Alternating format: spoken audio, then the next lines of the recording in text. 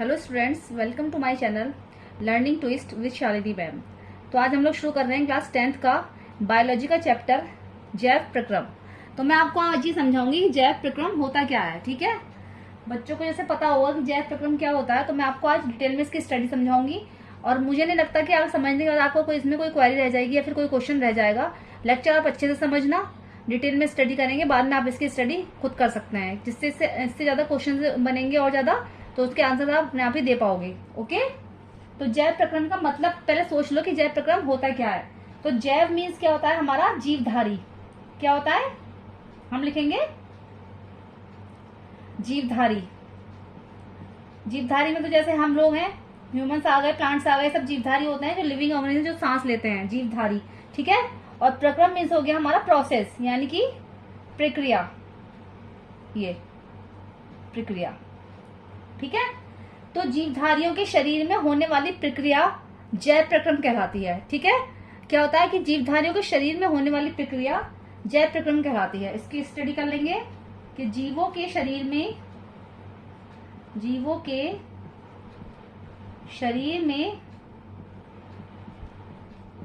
होने वाली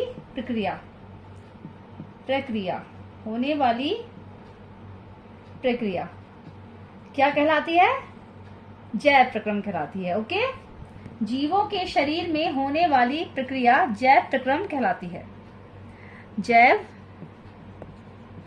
प्रक्रम कहलाती है। समझ में आया? अब ये जो प्रक्रियाएं होती हैं कितने तरीके की होती हैं, ये आपको जानना बहुत जरूरी है। ये तो हो गया जैव प्रक्रम में जीवधारियों की जो प्रक्रिया होती है, लाइफ प्रोसेस जो होते हैं लिविंग ऑर्गेनिज्म के, उनको हम बोलते हैं कि जीवों के शरीर में होने वाली प्रक्रिया जैव प्रक्रम कहलाती है। ठीक है, अब नंबर 1 आता है इसमें पोषण। क्या आता है सबसे पहले, पोषण। सेकंड आता है, कितने तरीके की होती है, श्वसन। थर्ड पर हम लेंगे इसमें परिवहन। नंबर 4 पर आता है उत्सर्जन।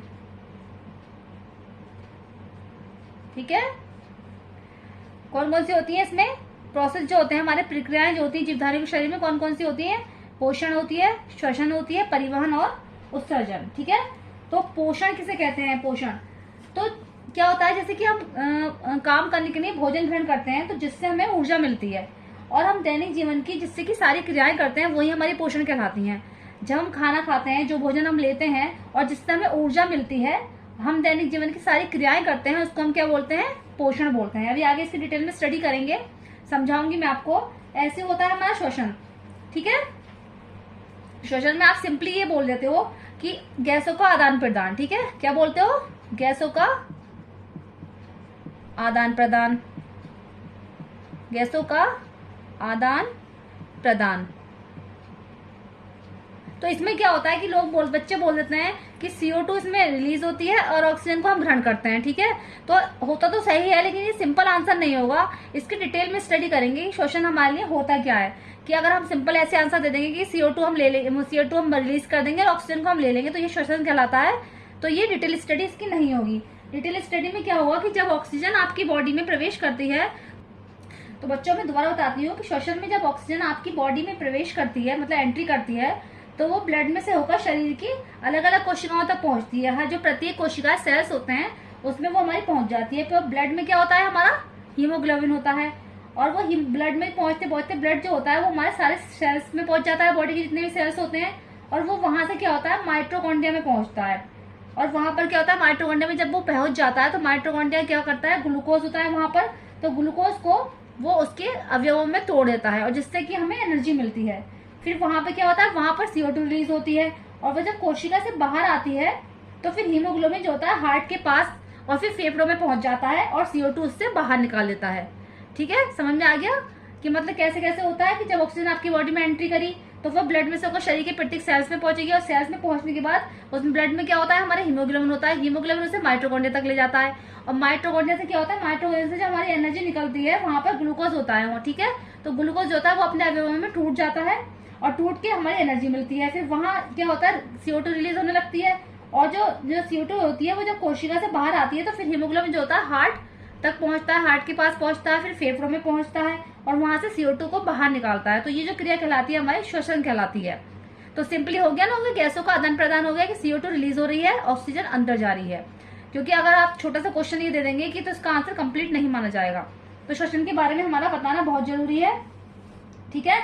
और क्या, अब ये होता है हमारा परिवहन, ठीक है। परिवहन के बारे में अब बात करेंगे। परिवहन क्या होता है, परिवहन आप चलो देख लेंगे, श्वसन आपकी समझ में आ गया है। तो परिवहन में क्या होता है, परिवहन में जो होता है जैसे जो हम खाना ले रहे हैं या भोजन ले रहे हैं तो हमारे शरीर के हर हिस्से में पहुंचना परिवहन कहलाता है, ठीक है।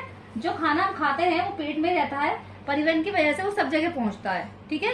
जैसे ऑक्सीजन हो गया तो ऑक्सीजन सब जगह पहुंच रही है। हमारी दवाई खा रहे हैं हम, तो दवाई क्या होता है, दवाई हम इसलिए लेते हैं कि हमारा शरीर ठीक हो जाए, स्वस्थ रहे। तो दवाई शरीर के हर हिस्से में पहुंच रही है, तो वो हो रहा है परिवहन, यानी दवाई जो है वो परिवहन कर रही है, ठीक है। हार्मोन्स होते हैं हमारी बॉडी में पहुंचते हैं, सब जगह पहुंच रहे हैं, तो वो भी हमारा क्या हुआ, परिवहन हो गया, ठीक है। अब लेकिन ये देखा जाएगा कि परिवहन हो किस तरीके से रहा है, किस तरीके का परिवहन है। जैसे जीवधारियों में सब में अलग अलग तरीके का परिवहन होता है।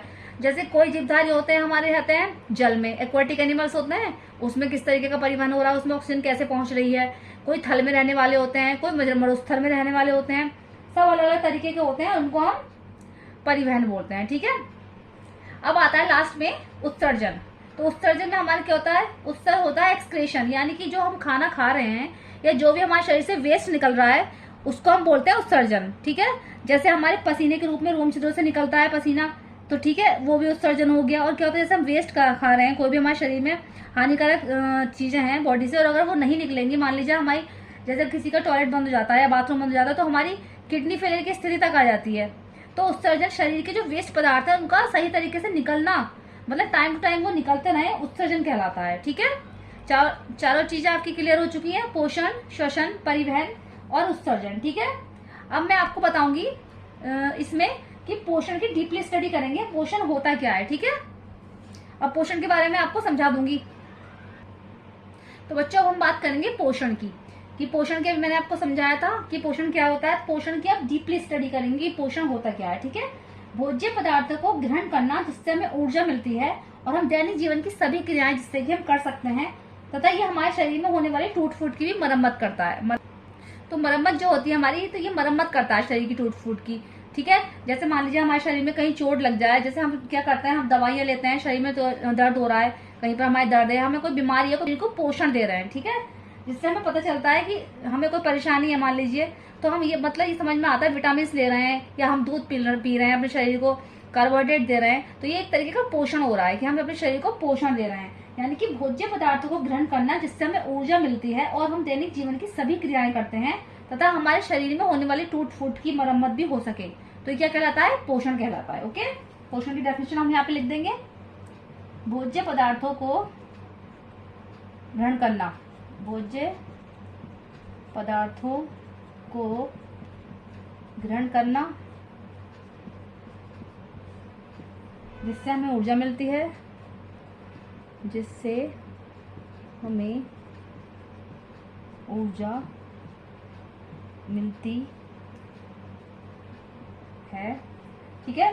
और हम दैनिक जीवन की सभी क्रियाएं करते हैं, और हम दैनिक जीवन की सभी क्रियाएं करते हैं, क्रियाएं करते हैं, ठीक है। और तथा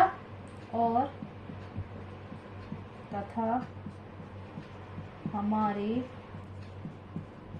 शरीर की होने वाली टूट फूट की मरम्मत पोषण कहलाती है। ओके, पोषण कहलाती है, समझ में आया आपको, ठीक है। अब हम क्या लिखेंगे, पोषण की आवश्यकता हमें क्यों होती है। अब हमें ये जानना बहुत जरूरी है कि पोषण तो हो गया ये, मगर पोषण की हमें आवश्यकता होती क्यों है। तो इसकी जो आवश्यकता है इसी पैराग्राफ से आपको इसका आंसर मिल जाएगा, ठीक है। पोषण की आवश्यकता, पोषण की आवश्यकता, इससे आप बहुत सारे क्वेश्चन इस लेसन के हल कर लोगे। आवश्यकता नंबर 1 क्या होता है, पोषण की आवश्यकता क्यों होती है। इससे क्या होता है, पहली बात तो हमारे शरीर को ऊर्जा ही मिल रही है, ऊर्जा मिलती है हमारे शरीर को, ऊर्जा मिलती है। ओके, हमारे शरीर को क्या मिल रहा है, ऊर्जा मिल रही है इससे। एक तो सेकंड क्या हो गया, इसमें लिख बताया था मैंने कि शरीर में होने वाले टूट फूट की मरम्मत भी करता है। ठीक है, तो शरीर में होने वाली टूट फूट की मरम्मत के लिए, शरीर में होने वाली टूट फूट की मरम्मत के लिए। ओके, थर्ड आएगा शरीर की ग्रोथ के लिए भी पता ही है, जब हम जैसे कार्बोहाइड्रेट, प्रोटीन, वसा, मिनरल सब लेते हैं तो शरीर की वृद्धि के लिए है, शरीर की वृद्धि के लिए, वृद्धि के लिए। ओके, फोर्थ पे आता है हमारा, मतलब इसमें सारे वर्ष में लिख सकते हैं।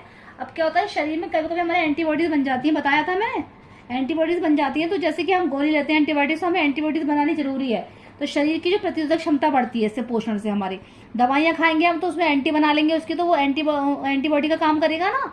दवाई है, विटामिन है, मिनरल्स, कहते हैं कि जैसे बच्चों की ग्रोथ करनी तो हमें से खूब सारा दूध देना चाहिए, तो दूध पीने से क्या होता है, पोषण हो रहा है हमारे शरीर का, और शरीर की हमारी प्रतिरोधक क्षमता भी बढ़ रही है बीमारी से लड़ने की। तो शरीर की प्रतिरोधक क्षमता बढ़ाने के लिए, प्रतिरोधक क्षमता भी आपको समझ में आई गया हो क्या होता है, शरीर की प्रतिरोधक क्षमता बढ़ाने के लिए, बढ़ाने के लिए। ठीक है बच्चों, समझ में आ गया। अब हम देखेंगे पोषण के तत्व कौन कौन से हैं, उनके स्रोत कौन कौन से हैं, मतलब वो हमें मिलता कहाँ से है। ठीक है, अब बात करेंगे, जैसे मैं आपको एक चार्ट बना दूंगी आपके लिए, इजी रहेगा। तो एग्जाम में जब आपसे पूछता है कि पोषण के तत्व कौन से हैं, उसके मुख्य स्रोत कौन कौन से हैं, तो आप कोई डिटेल मत दीजिएगा, कि जितना हो क्वेश्चन उतना शॉर्ट में करने की कोशिश कीजिए, मतलब जो मेन चीज है उसकी वही लिखो। अगर जैसे क्या करते हैं बहुत से स्टूडेंट्स कि पूरी थ्योरी लिखते चले जाते हैं, तो एग्जामिनर को उसमें कोई इंटरेस्ट नहीं होता, कि बस एग्जामिनर क्या करेगा, वो चेक ही नहीं करेगा ऐसी चीजें। जब उसको आप चार्ट के टाइप में बना के दिखा दोगे शॉर्ट में कि भाई ये तत्व होते हैं, उसके स्रोत यही है, तो उसको चेक कर देगा, खुश हो जाएगा, नंबर अच्छे दे देगा। बस ये सारी चीजें होती हैं। ठीक है, तो अब हम यहाँ पे एक चार्ट बना लेंगे, पोषण के तत्व कौन कौन से हैं। जैसे ये बन गया हमारा, बना रही हूं मैं, देखते जाइए। तो सबसे पहले जो आएगा नंबर, फर्स्ट नंबर पर क्या आता है हमारा, कार्बोहाइड्रेट। क्या आता है, कार्बोहाइड्रेट। और आप लोग ये मत सोचिए कि हिंदी मीडियम के हम इंग्लिश नहीं लिख सकते, थोड़े बहुत इंग्लिश आप इसमें डाल सकते हो, कुछ भी नहीं होता है। और यहाँ पे लिख दें कार्बोहाइड्रेट, चलो मैं हिंदी में भी लिख देती हूँ,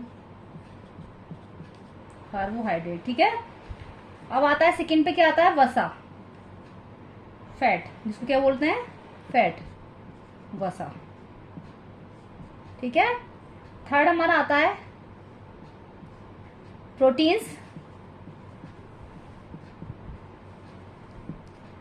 proteins. Okay, protein. Fourth vitamins,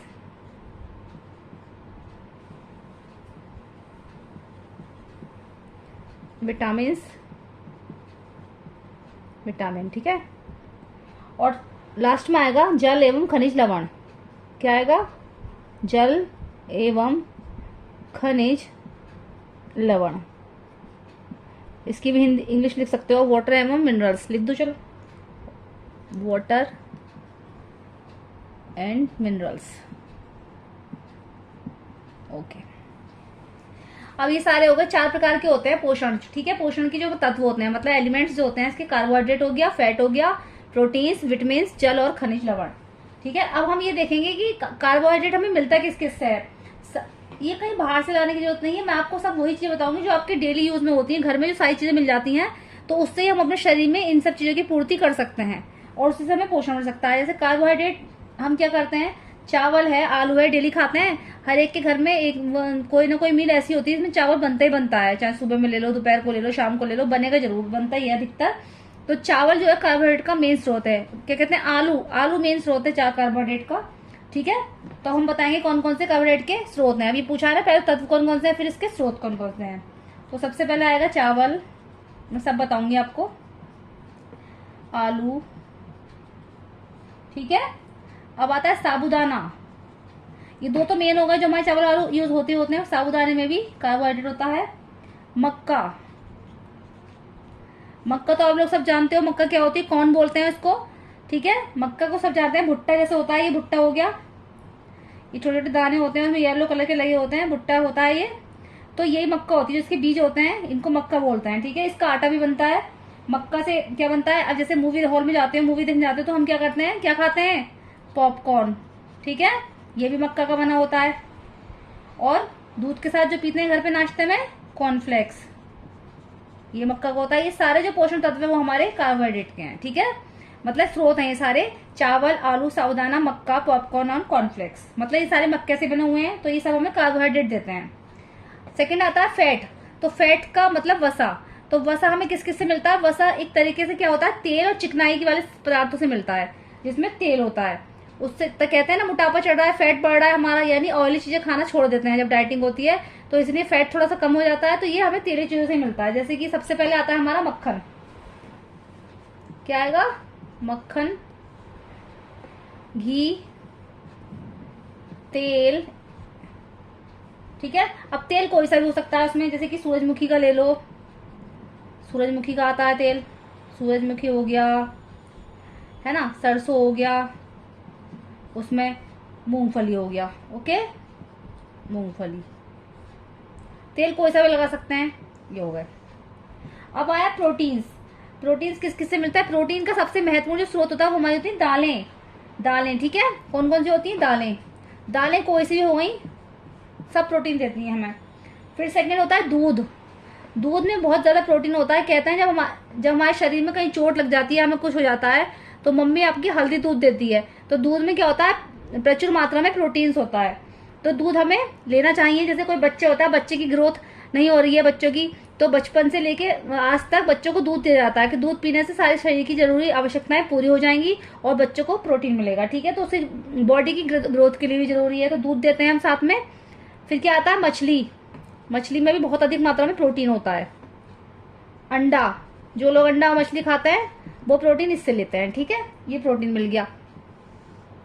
vitamin, अब आता है विटामिन। तो विटामिन किस किस से मिलते हैं हमें, विटामिन का मेन स्रोत क्या है, फल और सब्जियां। तो विटामिन जो मिलता है हमें फ्रूट से, फलों से मिलते हैं और सब्जियों से मिलता है।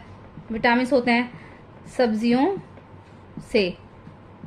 तो फलों से क्या होता है, फलों में जैसे हम क्या करते हैं, कोई बीमार हो जाता है, सबसे ज्यादा प्रचुर मात्रा में हम फल लेने चाहिए, बोलते हैं कि फल लेने चाहिए, कि कौन कौन से सारे फलों में अधिकतर विटामिन होते हैं। तो लोग क्या करते हैं कि फल खूब खाते हैं, सब्जियों में सारे होते हैं, सब्जियां हमें सारे लेनी चाहिए, तो ये विटामिन हमें मिलते रहते हैं, ठीक है।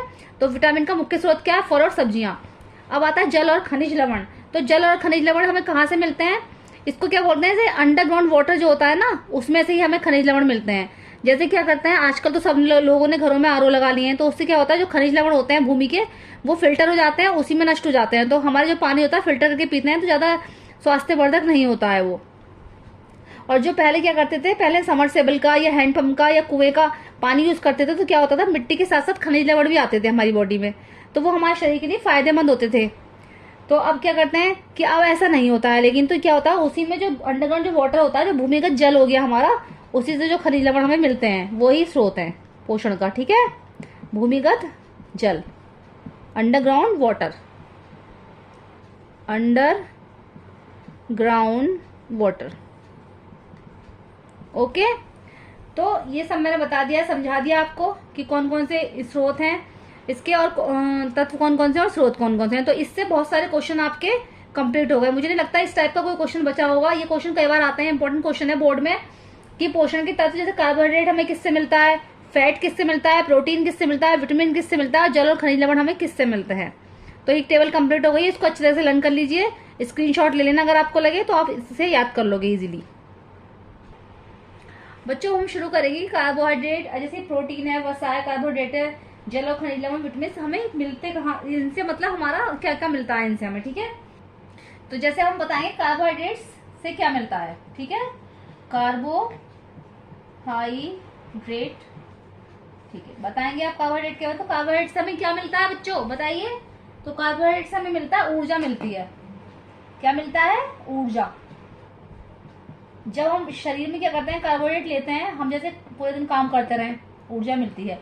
अर्ली मॉर्निंग उठेंगे, नाइट तक सोएंगे, तो हम जब पूरे दिन काम करेंगे तो हम थक जाएंगे, तो हमें क्या करेंगे, थकान दूर करने के लिए हम जैसे कार्बोहाइड्रेट खाते हैं। कार्बोहाइड्रेट में बताया किस किस से मिलता है, आलू, चावल, बहुत सारी चीजें, सोयाबीन वगैरह सबसे कार्बोहाइड्रेट मिलता है।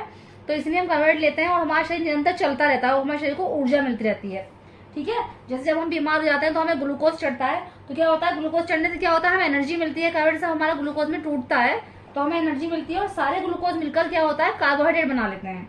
ठीक है, और हमें और अधिक एनर्जी मिलने लगती है। इसीलिए क्या होता है कि जब हॉस्पिटल्स में जाते हैं तो हमें ग्लूकोज चढ़ता है, ग्लूकोज से हमें ताकत मिलती है, ऊर्जा मिलती है, जिससे हम कार्य सही तरीके से कर सकते हैं, हम स्वस्थ हो जाते हैं। ठीक है, ये सब बात समझ में आ गई, क्या होता है, ऊर्जा मिलती है। अब इसकी क्या करेंगे, हम इसके तत्व लिखेंगे। तत्व कौन कौन से हैं कार्बोहाइड्रेट के, कार्बोहाइड्रेट किन तत्वों से मिलकर बना है, यानी इसके एलिमेंट कौन कौन से हैं, कौन कौन से होगा इसके एलिमेंट, कार्बन, हाइड्रोजन और ऑक्सीजन। ये कार्बन, हाइड्रोजन और ऑक्सीजन से मिलकर बना है। ठीक है, किससे मिलकर बना है, कार्बन, हाइड्रोजन और ऑक्सीजन से मिलकर बना है। तो ठीक है बच्चों, फिर अब बताएंगे इसका सरलतम रूप क्या है। इसका लिखेंगे हम, कार्बोहाइड्रेट का सरलतम रूप क्या है, सरलतम रूप, इसका जो सरलतम रूप है वो हमारा क्या है, ग्लूकोज। क्या है सरलतम रूप जो है वो हमारा ग्लूकोज, क्योंकि पता है ग्लूकोज से हमें एनर्जी मिलती है और सारे ग्लूकोज मिलकर जो है कार्बोहाइड्रेट बनाते हैं, ग्लूकोज। ठीक है, ग्लूकोज। सेकंड पे पॉइंट आता है, कार्बोहाइड्रेट हो गया, क्या आता है, वसा। वसा से क्या होता है, वसा से भी हमें एनर्जी मिलती है। वसा से हमें एनर्जी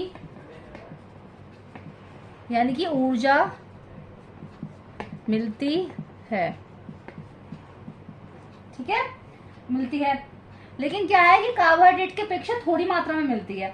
कार्बोहाइड्रेट से ज्यादा मिलती है, इससे क्या होता है, थोड़ी मात्रा में मिलती है, मतलब मिलती है लेकिन दोनों से। ठीक है, सबसे ज्यादा कार्बोहाइड्रेट से मिलती है। इसके जो तत्व है, मेन तत्व इसके कौन से हैं, इसके कार्बन, हाइड्रोजन एंड ऑक्सीजन। ठीक है, और वसा का कार्य क्या है, जैसे शरीर का जो स्ट्रक्चर होता है, शरीर का जो हमारा स्ट्रक्चर होता है, जो उसकी बॉडी लेयर जो होती है उसकी, वो वसा से बनती है। हमारी शरीर की लेयर है वो हमारी वसा से ही बनती है। ठीक है, तो क्या होता है, वसा का कार्य यही है कि शरीर में स्ट्रक्चर बनाने का काम करता है। कहते हैं ना कि किसी को मोटापा चढ़ गया है या उसमें फैट हो गया है तो फैट जो है कम करते हैं लोग डाइटिंग करके, तो ये वसा से हमारे शरीर की जो स्ट्रक्चर तैयार होता है, बॉडी बनती है। ठीक है, थर्ड पर पॉइंट आता है हमारा प्रोटीन। प्रोटीन का क्या कार्य है, प्रोटीन से क्या होता है, हमें प्रोटीन से क्या होता है, ऊर्जा मिलती है हमें। ठीक है, ऊर्जा इसकी अपेक्षा कम अमाउंट में मिलती है, कम अमाउंट में ऊर्जा मिलती है, कम अमाउंट में ऊर्जा मिलती है, मतलब मिलती तो है लेकिन कार्बोहाइड्रेट और वसा की अपेक्षा थोड़ी कम मिलती है। प्रोटीन का क्या कार्य है, जैसे हमारे शरीर में कहीं फ्रैक्चर हो जाता है या फिर जो हम जैसे दूध लेते हैं, बोलते हैं कि हल्दी वाला दूध पियो भाई, है ना, दालें खाओ, तो ये सब प्रोटीन मिलता है। इससे प्रोटीन से क्या होता है, हमारे शरीर में हड्डियों की ग्रोथ होगी, हमारे शरीर में प्रोटीन की कमी दूर होगी। और ये क्या होता है, बॉडी बिल्डिंग मटेरियल का काम करता है। क्या करता है, बॉडी बिल्डिंग मटेरियल, हमारे शरीर को बनाने का काम करता है प्रोटीन। तो हम क्या करते हैं, प्रोटीन से भी हमें ऊर्जा मिल रही है, लेकिन ये मेन जो है बॉडी बिल्डिंग मटेरियल है। ठीक है, ये क्या है, ये एक बॉडी बिल्डिंग मटेरियल यानी कि शरीर की मरम्मत का कार्य करता है। बॉडी बिल्डिंग मटेरियल का कार्य करता है। ठीक है, क्या होता है, जैसे कभी कभी क्या होता है, हमारे शरीर की पुरानी कोशिकाएं खराब हो जाती है, जैसे हमारे कहीं शरीर में चोट लग गई है या कहीं फ्रैक्चर हो गया है हमारे शरीर में, तो जो हमारे शरीर की सेल्स जो होती है पुरानी, वो खराब हो गई हमारे शरीर की, तो क्या होता है, ये प्रोटीन जब हम बॉडी में अपने लेते हैं, दूध से लेते हैं, चाहे किसी भी चीज से प्रोटीन लेते हैं, प्रोटीन के तत्व मैंने पीछे बताए थे किस किस से मिलते हैं, स्रोत बताए थे। तो जब हम वो लेते हैं तो शरीर की पुरानी जो कोशिकाएं होती हैं उसको हटा के और नई कोशिकाएं उसकी जगह पर आ जाती है, जिससे कि रिपेयरिंग का काम करता है। तो ये शरीर की मरम्मत का काम भी करता है, तो ये एक बॉडी बिल्डिंग मटेरियल के रूप में भी प्रयुक्त होता है। अब आता है विटामिन। ठीक है, क्या आता है, विटामिन। विटामिन का क्या है, विटामिन का कार्य क्या, हम कहते हैं विटामिन मिलते हैं किससे, अभी मैंने बताया ना, फल और सब्जियों से हमें विटामिन मिलते हैं, विटामिन। तो विटामिन का कार्य क्या है, शरीर में प्रतिरोधक क्षमता बढ़ाता है। प्रतिरोधक क्षमता मैंने लास्ट वीडियो में बताई थी आपको, क्या होता है, एंटीबॉडीज बनाता है हमारे शरीर में। जैसे शरीर में हमारी कहीं भी चोट लग गई है, फ्रैक्चर हो गया है, तो क्या होता है, विटामिन लेने से हम जैसे कभी कहते हैं फल खाने चाहिए भाई, सब्जियां लो, फल लो, तो उससे हमारे शरीर में विटामिन बनते हैं। विटामिन जो होते हैं हमारे शरीर में लड़ने की शक्ति बनाए रखते हैं, प्रतिरोधक क्षमता बनाते हैं। ठीक है, तो विटामिन का क्या है, शरीर के रोगों से लड़ने की क्षमता बढ़ाता है, शरीर की प्रतिरोधक क्षमता बढ़ाता है, क्षमता बढ़ाता है। ठीक है, अब प्रतिरोधक क्षमता शरीर की हमें ये बढ़ाता है विटामिन। और फिर 5th पे आता है जल एवं खनिज लवण। जल एवं खनिज लवण, तो ये मैंने पीछे समझा दिया था क्या होता है कि ये भूमिगत जल से मिलता है हमें, ये खनिज लवण हमारे स्वास्थ्य के लिए अच्छे होते हैं। भूमिगत जल स्वास्थ्य वर्धक का कार्य करता है। ओके, वर्धक का कार्य करता है। तो बच्चों, आपको ये टॉपिक समझ में आ गया होगा, लेक्चर अच्छा लगा हो तो प्लीज बताइएगा, और मेरी वीडियो कैसी लगी, और अगर आप मेरे चैनल पर नए हैं तो प्लीज इसको सब्सक्राइब कीजिएगा। बस आज के लिए इतना ही, हम नेक्स्ट टॉपिक डिस्कस करेंगे नेक्स्ट लेक्चर में। तब तक के लिए थैंक यू।